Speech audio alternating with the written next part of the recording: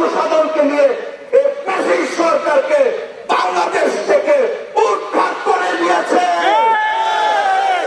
সম্মানিত উপস্থিতি, উৎখাত করার পরে আমাদের কাজ শেষ হয় নাই। আমাদের আগামী রাষ্ট্রনায়ক তারেক রহমান সাহেব রাষ্ট্র মেরামতের জন্য 31 দফা কর্মসূচি ঘোষণা করেছেন। এই 31 দফা কর্মসূচির মধ্যে 3 নম্বর যে দফাটা, সেটা হলো আপনার আমার ভোটের অধিকার ফিরিয়ে দেওয়ার জন্য অবাধ, সুষ্ঠু, নিরপেক্ষ নির্বাচন কমিশনের ব্যবস্থা করে এই দেশের মানুষকে আপনার আমার ভোটের অধিকার ফিরিয়ে দিবে ইনশাআল্লাহ। সম্মানিত উপস্থিতি, এটা করেও ক্ষান্ত হয় নাই। আওয়ামী লীগ সরকার দুর্নীতির এক মহোৎসব বাংলাদেশে জারি করে দিয়েছে।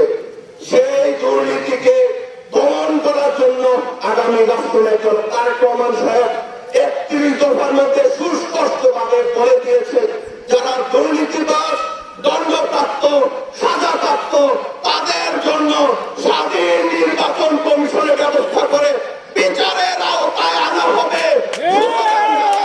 দণ্ডপ্রাপ্ত, দুর্নীতিপ্রাপ্ত, সাজাপ্রাপ্ত, তাদের সাথে বিএনপির আপোষ হবে না, হবে না।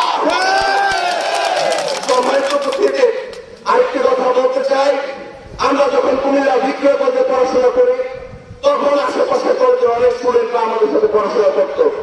পড়াশোনা করতে যে আসলে বিক্রয় কলেজের পাশে অন্যান্য কলেজের অবস্থান তো আপনারা জানেন। তখন তারা আসলে তাদের কলেজের পরিচয় দিতে না বলতে আমাদের কাছে একটু লজ্জা পেত। আপনারা দেখেন, একটি দল যারা আমাদের সাথে প্রতিদ্বন্দ্বিতা করার চেষ্টা করে, তারাও সেই নিরন্তরভাবে আমাদের শহীদ প্রেসিডেন্ট জিয়াউর রহমান সাহেবের ছবি ব্যবহার করে, আমাদের দেশনেত্রী বেগম খালেদা জিয়ার ছবি ব্যবহার করে, আমাদের আগামী রাষ্ট্রের জনাব তারেক রহমান সাহেবের ছবি ব্যবহার করে। আরে এত লজ্জা লাগে কেন আপনাদের?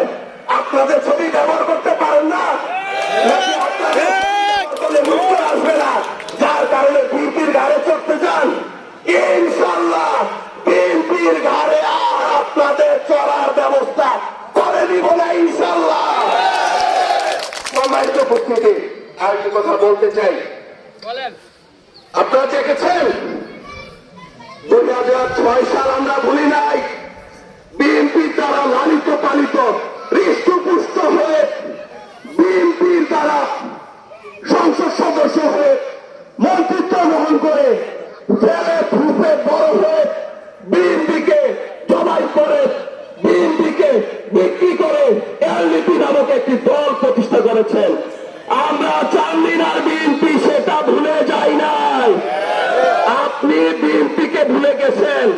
এটার খেসারত 2009 সালে